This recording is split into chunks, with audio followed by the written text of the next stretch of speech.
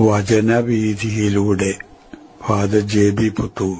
വിശുദ്ധ ലൂക്കാ രചിച്ച നമ്മുടെ കർത്താവ് യേശുമിശിഹായുടെ പരിശുദ്ധ സുവിശേഷം. അധ്യായം 14, 15 മുതൽ 24 വരെയുള്ള വാക്യങ്ങൾ. വിരുന്നിന്റെ ഉപമ. അവനോട് കൂടെ ഭക്ഷണത്തിനിരുന്നവരിൽ ഒരുവൻ ഇതു കേട്ടിട്ട് അവനോട് പറഞ്ഞു, ദൈവരാജ്യത്തിൽ അപ്പം ഭക്ഷിക്കുന്നവൻ ഭാഗ്യവാൻ. അപ്പോൾ യേശു അവനോട് പറഞ്ഞു, ഒരുവൻ ഒരിക്കൽ ഒരു വലിയ സദ്യയൊരുക്കി വളരെ പേരെ ക്ഷണിക്കുകയും ചെയ്തു. സദ്യയ്ക്ക് സമയമായപ്പോൾ അവൻ ദാസനെ അയച്ച് ക്ഷണിക്കപ്പെട്ടവരെ അറിയിച്ചു, വരുവിൻ, എല്ലാം തയ്യാറായിരിക്കുന്നു. എന്നാൽ അവരെല്ലാവരും ഒന്നുപോലെ ഒഴിവ് കിഴിവ് പറയാൻ തുടങ്ങി. ഒന്നാമൻ പറഞ്ഞു, ഞാൻ ഒരു വയൽ വാങ്ങി അത് പോയി കാണേണ്ടിയിരിക്കുന്നു, എന്നെ ഒഴിവാക്കണമെന്ന് ഞാൻ അപേക്ഷിക്കുന്നു.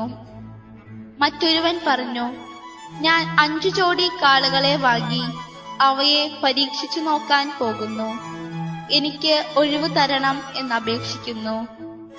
മൂന്നാമതൊരുവൻ പറഞ്ഞു, എന്റെ വിവാഹം കഴിഞ്ഞതേയുള്ളൂ, അതിനാൽ എനിക്ക് വരാൻ നിവർത്തിയില്ല. ആ ദാസൻ തിരിച്ചു വന്ന് യജമാനനെ വിവരം ധരിപ്പിച്ചു. ഗൃഹനാഥൻ കോപിച്ച് ദാസനോട് പറഞ്ഞു, നീ വേഗം പട്ടണത്തിന്റെ തെരുവുകളിലും ഊടുവഴികളിലും ചെന്ന് ദരിദ്രരെയും വികലാംഗരെയും കുരുടരെയും മുടന്തരെയും ഇവിടെ കൂട്ടിക്കൊണ്ടുവരിക. അനന്തരം ആ ദാസൻ പറഞ്ഞു, യജമാനനെ, നീ കൽപ്പിച്ചതുപോലെ ഞാൻ ചെയ്തു, ഇനിയും സ്ഥലമുണ്ട്. യജമാനൻ ദാസനോട് പറഞ്ഞു, നീ പെരുവഴിയിലും ഇടവഴികളിലും ചെന്ന് എന്റെ വീട് നിറയുവോളം ആളുകൾ അകത്തേക്ക് വരുവാൻ നിർബന്ധിക്കുക. എന്തെന്നാൽ ക്ഷണിക്കപ്പെട്ടവരിൽ ഒരുവനും എന്റെ വിരുന്ന് ആസ്വദിക്കുകയില്ല എന്ന് ഞാൻ നിങ്ങളോട് പറയുന്നു. ദൈവരാജ്യം യേശുവിന്റെ ദർശനത്തിൽ. യേശുവിന്റെ പ്രബോധനങ്ങളിൽ ശ്രദ്ധേയമായിട്ടുള്ളൊരു വിഷയമാണ് ദൈവരാജ്യം എന്നത്. സാധാരണ രീതിയിൽ ദൈവരാജ്യത്തെപ്പറ്റി യേശു സാമാന്യ ജനങ്ങളോട് സംസാരിക്കുന്നത് പലതരത്തിലുള്ള രൂപകങ്ങളിൽ കൂടെയും ഉപമകളിൽ കൂടെയും കഥകളിൽ കൂടെയും ഒക്കെയായിട്ടാണ് സുവിശേഷങ്ങളിൽ നാം കാണുക. എന്നാൽ അവയിൽ മുഖ്യമായിട്ടുള്ള ഒരു രീതി ഒരു സദ്യയുടെ പശ്ചാത്തലം.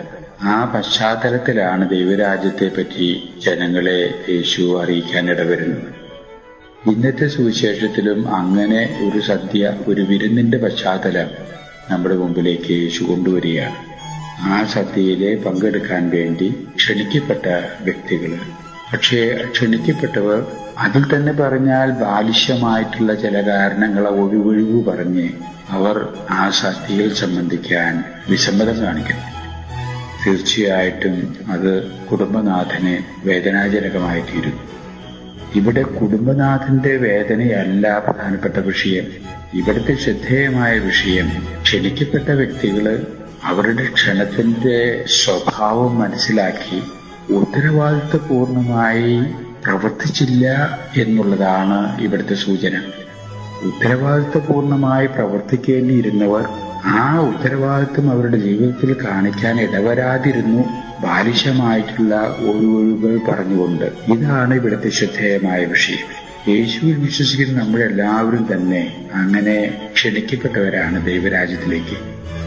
ദൈവരാജ്യത്തിലേക്ക് ക്ഷണിക്കപ്പെട്ടവരായ നമ്മൾ ആ ക്ഷണം സ്വീകരിച്ചുകൊണ്ട് ജീവിതത്തിൽ ലഭ്യമായ അവസരങ്ങൾ ഉത്തരവാദിത്വപൂർണമായിട്ട് വിനിയോഗിക്കേണ്ടതാണ് എന്നുള്ളതാണ് ഇവിടുത്തെ പരാമർശ വിഷയം.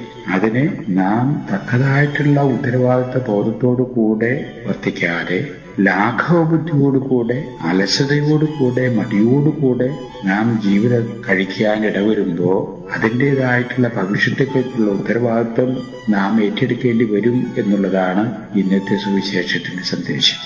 ഈ സന്ദേശം ഉൾക്കൊണ്ടുകൊണ്ട് നാം ലഭ്യമായിരിക്കുന്ന അവസരങ്ങൾ, ജീവിക്കാൻ നമുക്ക് ലഭിച്ചിരിക്കുന്ന ഈ അവസരങ്ങൾ നമ്മുടെ ജീവിതത്തിന്റെ ലക്ഷ്യം നേടത്തക്ക വിധത്തിൽ അതിനുള്ള ഒരുക്കമായിട്ട് ഉത്തരവാദിത്വപൂർണമായിട്ട് വിനിയോഗിക്കേണ്ടതാണ് എന്ന് സത്യം ഗ്രഹിക്കാൻ ഇടവരട്ടെ.